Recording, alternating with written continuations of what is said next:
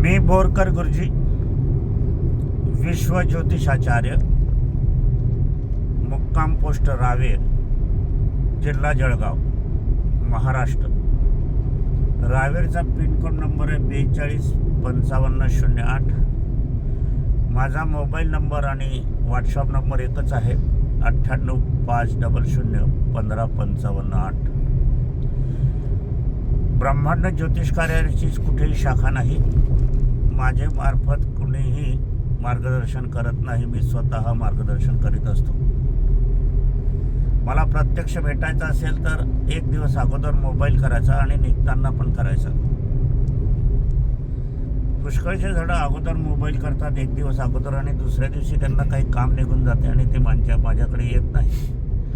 पण मी इथे अडकून पडतो आणि इतरांना मार्गदर्शनपासून ते वंचित राहतात. म्हणून हे लक्षात घ्यावं. जे निघताना मोबाईल करतील त्यांच्यासाठी मी हजर राहील. आणि अधिकतर दौरे असल्याकारणाने मधून असा ठराविक दिवस नसतो, त्यावेळेला कार्यालय बंद असते. बुधवारी कार्यालयाला सुट्टी असली तरी पण मी हजर असलो तर कार्यालय सुरू असते. कार्यालयाची वेळ ही 9 ते 2 आहे, परंतु आपण दूरवरून येणार असला तर कार्यालयाची वेळ वाढवण्यात येते. माझे लिखाण जर बघायला असेल तर तरुण भारत जळगाव, देशदूत जळगाव, धुळे, नंदुरबार, त्यानंतर साईमत, मलकापूर, नागपूर, बुलढाणा, जळगाव, प्रमुख केंद्र जळगाव. अनेक दिवाळी अंकातून लेख प्रसिद्ध होतात, खास करून दिशावर व्यापारमध्ये, पुणे. आज 11 तारीख मे 2026, वार सोमवारचा. आपण चालले आहोत आता रावेर ते यावलचं झालं, रस्ता संपला. आता चोपड्याच्या मार्गाने आपण शिरपूरला जाणार आहोत. चोपडा शिरपूरची काही कामं आहे, त्या निमित्त हा दौरा आहे.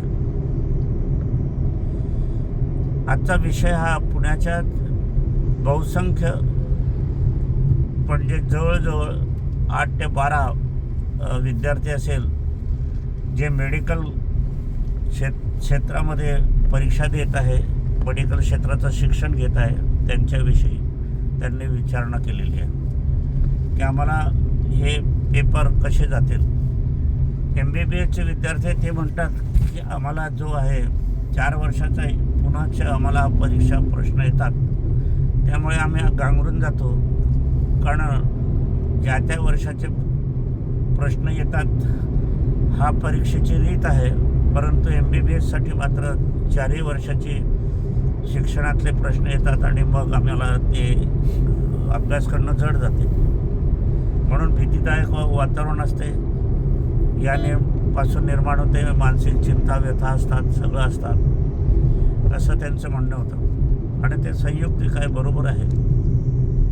परंतु शिक्षण करणारे जे तज्ज्ञ असतात त्यांच्या हे गोष्टी लक्षात का येत नाही, हा एक प्रश्न इथे उपस्थित होतो.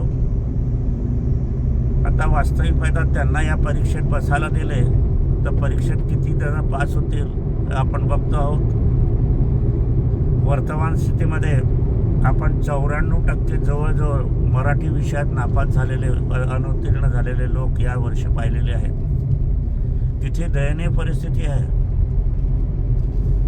आणि याच्याकडे शिक्षण खातं कितीसं लक्ष देते आहे, शिक्षण मंत्री काय लक्ष देत आहे, शिक्षण अधिकारी काय लक्ष देत आहे, शाळा कॉलेजचे जे अनुभूती प्राचार्य आहे, सर आहे, गुरुजी आहे, हे किती लक्ष देत आहे. खऱ्या अर्थाने जो शिक्षणाचा खेळखंडोबा झालेला आहे तो सरकारने केलेला आहे. महाराष्ट्रात मराठी म्हणून उदो करणारे ही मंडळी खऱ्या अर्थाने मराठी शाळा बंद करूनच टाकलेल्या आहे. आणि मग पुढचे जे खाजगी शाळांचा व्यवसाय सुरू झालेला आहे असं म्हणायला हरकत नाही. असं विषय दुसरीकडे जातो आहे हे पण माझ्या लक्षात येते आहे, पण सांगण्याच्या योगामध्ये हे सांगावं लागते. यानंतर आपल्याला जे काही MBBSचे विद्यार्थी आहे किंवा इतरांच्या अनेक काय परीक्षा आहे त्यांच्या निमित्त मी आज तुम्हाला सांगणार आहे की परीक्षेचा काळ कसा जाईल, काय जाईल हे आपण बघणार आहोत. तर परीक्षेचा कारक ग्रह हा बुध असतो आणि गुरु असतो. बुध हा बुद्धी देतो आणि गुरु हा विद्या देतो. हे दोघांचं संगनमत काय आहे पत्रिकेमध्ये हे आपल्याला बघायला हवं असते. आता हे बघत असताना काही वेळेला ग्रह हे मार्गी असतात म्हणजे चालत असतात, काही वेळेला वक्री होतात म्हणजे मागे चालत असतात, काही वेळेला अस्तंगत होतात म्हणजे त्यांचा प्रभाव नाहीसा होतो, काही वेळेला थबकलेले असतात म्हणजे स्तंभित असतात म्हणजे तिथेच राहतात. अशी ही ग्रहाची चाल आपल्याला पाहायला मिळते. तर या परीक्षेच्या दृष्टिकोनातून आपल्याला साधारणतः आता वर्तमान स्थितीमध्ये विद्या ही राहिलेली नाही. व्यवहारिक शिक्षण झालेलं आहे, ते बुधाच्या सान्निध्यात येते. बुध त्याचा कारक ग्रह आहे. विद्या हा विद्यावान आहे, धार्मिक शिक्षण देणारा ग्रह आहे, धार्मिक भावनाशील शिकवणारा ग्रह आहे, आईवडिलांना मातापित्यांना वंदन करणारा हा ग्रह आहे. बुद्धी हा बाप बेट्याचे व्यवहार करणारा ग्रह आहे. परंतु शिक्षणाचा कारक ग्रह वर्तमान स्थितीत आपण जर बघायला गेले तर बुध हा आहे. तर बुधाची स्थिती कशी आहे हे आपण पहिलं बघूया. तर 14 एप्रिल हा 26/2000ला गेले तर बुध मेष राशीत होता. बुध मेष राशीत होता. मेष राशी ही शत्रू राशी आहे, मंगळाची राशी आहे. आणि म्हणून ह्या काळामध्ये जे बुध 14 एप्रिल आहे त्याच्या पुढे जे आहे त्या वेळेला हा बुध अस्तंगत झालेला आहे. म्हणजे बुद्धीच्या कार्यामध्ये अनेक विद्यार्थ्यांमध्ये चंचलता निर्माण होईल आणि गुणग्राहकतामध्ये कमीपणा येण्याची संभावना आहे. मग अशा काळामध्ये आपण फक्त विद्याभ्यासावरच लक्ष द्यावं, इतरत्र लक्ष न देणे उत्तम असते. त्यानंतर आपण आता बघणार आहोत. तर आता 11 तारीख आहे, परवाच्या दिवशी 14 मेला वृषभ रवी राशीत रवी आणि 14 मेला बुध वृषभ राशीत येत आहे, त्याच्यासोबत रवी आहे. म्हणजे हा बुधात्त योग आहे. बुधात्त योग ज्या वेळेला येतो तर भले भले लोक बुद्धिवान होतात. आपण म्हणतो याला वर्षभरात तर काही मार्क नव्हते ना, वार्षिक परीक्षेत उत्कृष्ट मार्क याला कसे मिळाले. तर असा योग बुधात्त योग असला की मात्र सर्वच जण बुद्धिवान होतात. अगदी अंगठी बहादर असले तरी त्याला बुद्धी प्राप्त होते आणि या बुधात्त चा उपयोग आपण करून घेतला पाहिजे. तर पहा 14 मेला हा येणार आहे आणि 15 मेपासून साधारणतः MBBSची परीक्षा सुरू होत आहे. हे आपण या ठिकाणी बघायला हवे. याच्यात तारखेमध्ये काही फरक असू शकतो, मला त्या तारखेबद्दल नक्की माहिती नाही आहे, हे पण करेल त्या कारण विद्यार्थ्यांनी मला तसं काही कळवलं पण नाही आहे. परंतु इथे बुध अस्तंगत आहे. बुध अस्तंगत आहे म्हणजे काही वेळेला तुम्ही लिहितात नेहमीप्रमाणे, पण ज्या वेळेला येतो त्यावेळेला तुम्हाला अटकल्यासारखं ते कसा लिहावा इतका संभ्रम निर्माण होतो. म्हणून ह्या वेळेस त्या काळामध्ये आपण निव्वळ फक्त शालेय अभ्यासक्रमाशिवाय दुसरीकडे काहीही लक्ष देऊ नका, हे माझं सांगणं आहे. त्यानंतर आपल्याला 22 मेला बुध हा मार्गी होत आहे.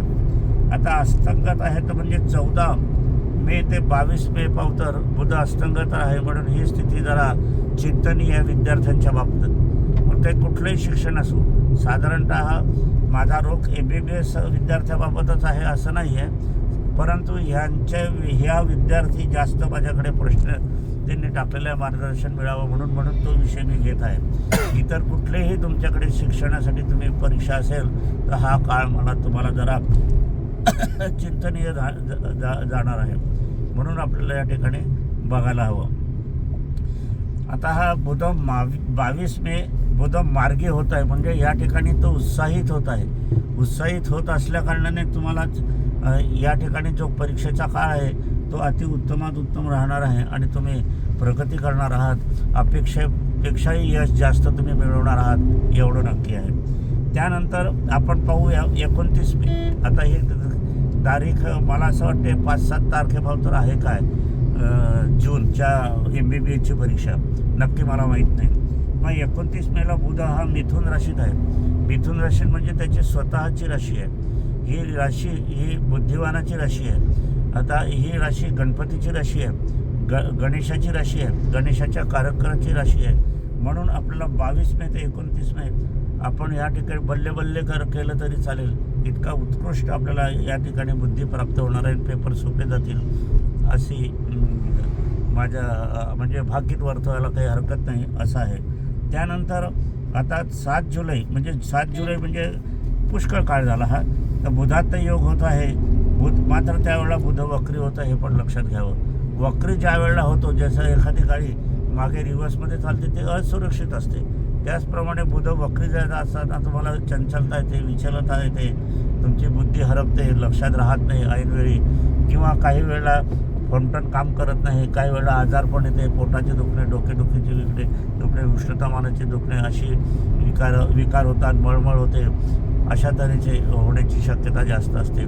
यामुळे आपण खानपानावर पण लक्ष द्यायला पाहिजे, बुद्धी एकाग्रतेकडे पण लक्ष द्यायला पाहिजे. आणि हे सर्व मिळवण्यासाठी सकाळी प्रातःवेळी अंघोळ स्नान वगैरे करून घ्यावं. त्यांना काही इतरत्र शौक असेल, हौस असेल, त्याच्यानं बरं वाटत असेल तर आवळ्याचं तेल खास करून डोक्याला लावावं. खस तेल मिळालं ते डोक्याला लावावं. आणि आपण ज्या वेळेला घरी अभ्यास कराल त्यावेळेला आपण पिंपळाच्या पानावर म्हणजे देठ पुढे आणि टोक आपल्याकडे, त्याच्यावर एक सुपारी ठेवावी आणि त्याचं पूजन करावं. आणि ते पूजन करून नंतर मग आपण अभ्यास करावा, घरी आपल्याला अभ्यास करायचा असेल तर. आणि जर तुम्हाला ही सुपारी नेता आली तर सुपारी सोबत न्यावी, नाही नेता आली तर सुपारीचं दर्शन घेऊन आपण निघून जावं. आणि दुसरं असं की आपण गणपतीच्या मंदिरामध्ये 3 हिरवी फळं अर्पण करावी. आता आपल्याला शाळेमध्ये काही नेऊ देत नाही, काही नाही, मग आवळ्याचं तेल किंवा खसचं तेल डोक्याला लावायला काही हरकत नाही याप्रमाणे. आणि जर तुम्हाला आवळ्याचा ज्यूस आवडत असेल तर आवळ्याचा ज्यूस तुम्ही खा. आवळ्याची कांडी असली तर तोंडामध्ये आवळ्याची कांडी तर तुम्ही ठेवू शकतात एकंदरीत. आणि रात्रीच्या भोजनामध्ये मुगाच्या डाळीची खिचडी, अख्खे मूग किंवा अख्खे साल असलेले मूग असे खाऊ शकतात. हिरवी फळे खाऊ शकतात. हिरवा आंबा पण मिळतो आपल्याकडे, जाम पण मिळतो. आपण हिरवा लिंबू खाल्ला तरी चालेल. आपल्याला तिखट आवडत असेल थोडीशी हिरवी मिरची खा, हिरवा पालेभाज्या खा, अशा तऱ्हेने. आणि जर तुम्ही शाळेमध्ये जर ड्रेस कोड नसेल तुमचा तर हिरवा रंगाचा शर्ट घालून जाऊ शकतात. पॅन्ट असली तर घालू शकतात. तेवढे हिरवा तुमच्याकडे कोड असेल, ड्रेस कोड असेल तर मात्र लहानसा हिरवा रुमाल आपण खाली बेंचावर कशावर टाकावा, त्याच्यावर बसावं आणि पेपर लिहायला सुरुवात करावी. घरी पण आपण पांढरा रंग घेतला तरी चालेल, परंतु शक्यतोवर आपण हिरवा रंगाची उशी, हिरवा रंगाचं चादर आपण घ्यावी. हिरव्या रंगाची अजून काय वस्तू तुम्हाला वापरता येईल त्या वापरावा. कंपासमध्ये हिरवा कागद ठेवला तरी आपण चालेल. अशा तऱ्हेने तुम्हाला म्हणजे बुधाचा योगाने तुम्हाला हे सहाय्य करेल. आता ह्या ठिकाणी सकाळी सूर्याला नमस्कार करायचा, पश्चिम दिशेला नमस्कार करायचा, कारण पश्चिम दिशा ही आणि दक्षिण दिशा ही बुधकारक आहे. नमस्कार करून आपण परीक्षेच्या हॉलमध्ये आपल्याला प्रवेश करायचा आहे. असं आता साधी सरळ ही उपासना आहे, काहीही नाही. आणि याच्यामध्ये ओम बुधाय बुधस्थ नमो नमाय, ओम बुधाय बुधस्थ नमो नमाय असं म्हटलं तरी चालेल. तुम्हाला अत्यंत या ठिकाणी तुम्ही श्रद्धा ठेवा, तुम्हाला यश भरपूर मिळणार नाही असं नाही. मी पास होणारच आहे असं आपण मनाने धरावं, इच्छा धरावी, म्हणजे आपल्याला सफलता मिळणारच आहे. अजून काही या ठिकाणी आपण जर विचार करण्याचा प्रयत्न केला तर मन स्थिर ठेवण्याचा प्रयत्न करायचा. डोक्यातून इतर जे काही विचार असतील तुमचे ते सगळे बाजूला ठेवायचे.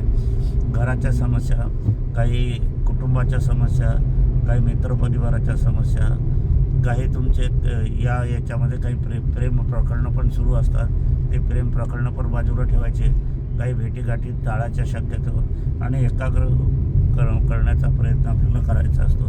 तो आपण एकाग्र रीतीने आपण प्रयत्न करायला हवा, यशच मिळणार आहे. आता 14 एप्रिल 2026 बुध मेष राशीत आहे, पण रवीच्या सोबत असल्या कारणाने तो अस्तंगत आहे, म्हणजे काळजीचा काळ हा आहे. 14 मे बुध हा वृषभ राशीत आहे, म्हणजे उत्तम आहे, परंतु तो अस्तंगत आहे, म्हणून हाही काळजीचा काळ आहे. त्याच्यानंतर 22 मेला बुध मार्गी होतो आहे, हा अत्यंत उत्तम काळ आहे, याचा लाभ तुम्हाला मिळणार आहे. तो 29 मेला बुध मिथुन राशीत आहे, हा अतिउत्तम त्याचा काळ आहे. ज्यांचे मार्क कमी असतील, काही असतील, ते भरून निघण्याचा प्रयत्न याच्यात होणार आहे. बुद्धी आणि आठवण्याचे स्मरण तुमची बुद्धिशक्ती वाढणार आहे, उत्साह वाढणार आहे, आरोग्यात सुधारणा होणार आहे त्या कारण. त्यानंतर 7 जुलैला तर बुधात्म योग आहे, पण बुध पुन्हा वक्री जाणार आहे, म्हणून हा समस्याग्रस्त काळ आहे. आता हे ग्रहाची चाल असते. ग्रहाच्या चालीला ग्रह आपल्याला काही वेळेला लाभ देऊन मिळतात, काही वेळेला वक्री असताना थोडीशी विचलता येते. हे पण असलं तरी आपण आपली पक्की श्रद्धा असली आणि विशेष करून आपण श्री गणेशाचं चिंतन केलं, ओम बुधाय बुधस्थ नमो नमाय, ओम बुधाय बुधस्थ नमो नमाय असं म्हटलं. पेपराला सुरुवात करायची, बाहेर जाताना सुरुवात करायची. जो प्रश्न आला त्यावेळेला ओम बुधाय बुधस्थ नमो नमाय, ओम बुधाय बुधस्थ नमो नमाय असं म्हणायचं आणि पेपर लिहायला सुरुवात करायची. काळजी करू नका, मन स्थिर ठेवा. माझे आशीर्वाद सर्व विद्यार्थ्यांना आहेत. आपण निश्चितपणे उत्तीर्ण होणार आहात, त्याबद्दल खात्री बाळगायची, श्रद्धा बाळगायची, इच्छा प्रकट करायची आणि मी पास होणारच ही भूमिका आपण ठेवायची. निगेटिव्ह विचार कुठेही ठेवू नका. नकारार्थी विचार आपल्याला मागे नेणारे असतात, ते शत्रू असतात. त्यामुळे काही शत्रुग्रह, काही टोक नजरवादा आपले शत्रुगित्रू असतात, त्यांच्यापासूनही हे प्राप्त होतात. त्याच्यापासून दूर राहण्याचा प्रयत्न आपण करावा. मन जे बुद्धी आहे ते आपल्याला कोरी ठेवून मग आपल्याला हे जे तुमचे विषय आहे त्यानुसार आपल्याला त्याच्यामध्ये बुद्धी पाठाचं लेखांतर बुद्धीमध्ये करायचं आहे. म्हणजे तुम्ही ते लिखाण आपल्या पेपरवरून मध्ये लिहिणार आहात आणि निश्चितपणे तुम्ही यश मिळवणार आहात. प्रश्न मार्गदर्शन तुम्ही मला विचारलं त्याबद्दल तुमच्या सर्व त्या विद्यार्थ्यांचे कौतुक आहे. तुम्ही पास झाले तर मला पेढा मिळाल्यासारखं आहे. तुम्ही पेढे नाही पाठवले तरी चालेल, परंतु मला ते पेढे मिळतील. माझा आशीर्वाद तुमच्या पाठीशी आहे. असो, आजच्या कार्याला इथेच विराम देऊया.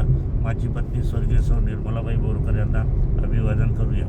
एक पुन्हा मी क्षमस्व करतो की कार्यक्रमाच्या सुरुवातीला निर्मलाबाईंना आपण जे अभिवादन करतो ते मी विसरलो होतो, म्हणून पुनश्च माझी पत्नी स्वर्गीय सौ निर्मलाबाई बोरकर यांना अभिवादन करूया आणि आजच्या कार्याचं समापन करू.